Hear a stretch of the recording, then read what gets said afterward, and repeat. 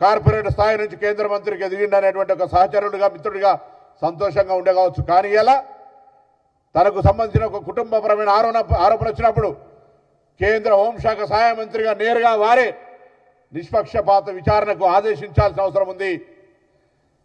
పొరపాటు జరిగితే శిక్షించమని వారే డిమాండ్ చేయాల్సిన అవసరం ఉంది.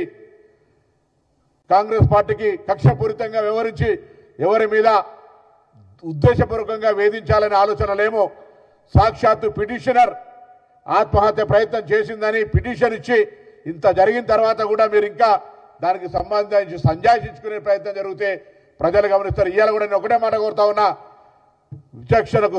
విచారణకు సహకరించండి. విచారణ చట్టబద్ధంగా జరుగుతుంది.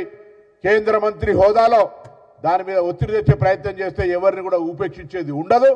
ఆ విధంగా ముఖ్యమంత్రి గారు ఆదేశాలు ఇచ్చినారు. నేను కూడా ఉదయం సైబరాబాద్ సిపి గారితో మాట్లాడి విచారణ నిష్పక్షపాతంగా సమాజంలో ప్రజలు హర్షించే విధంగా, ముఖ్యంగా తెలంగాణ అక్కా చెల్లెళ్ళు మాకేదైనా అన్యాయం జరిగితే ఎంత ఒత్తిడి ఉన్నా ఈ ప్రభుత్వం నిలబడి వాళ్ళకు అండగా ఉంటుంది అనేటువంటి విధంగా వ్యవహరిస్తుంది అనేటువంటి విశ్వాసాన్ని కలగజేసే బాధ్యత తెలంగాణ రాష్ట్ర పోలీసు మీద ఉందని ఈ సందర్భంగా మరొకసారి వారికి చెప్పడం జరిగింది. నేను విశ్వాసం ఇస్తా ఉన్నాం, ఎటువంటి ఆ కుటుంబం ఆందోళన చెందే అవసరంలే. తప్పకుండా ఎటువంటి వివక్షత లేకుండా, ఎవరిపైన కక్ష సాధింపు లేకుండా బరాబరుగా చట్టం తన పని తాను చేసుకుపోతుంది. విచారణ జరుగుతుంది.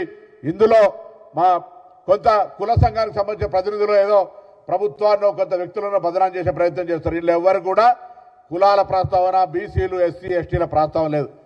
అమ్మాయి కూడా సేమ్ ఆ కులానికి సంబంధించిన అమ్మాయి కాబట్టి ఇక్కడ ఎవరు కూడా రాజకీయం చేసే ఆలోచన లేరు.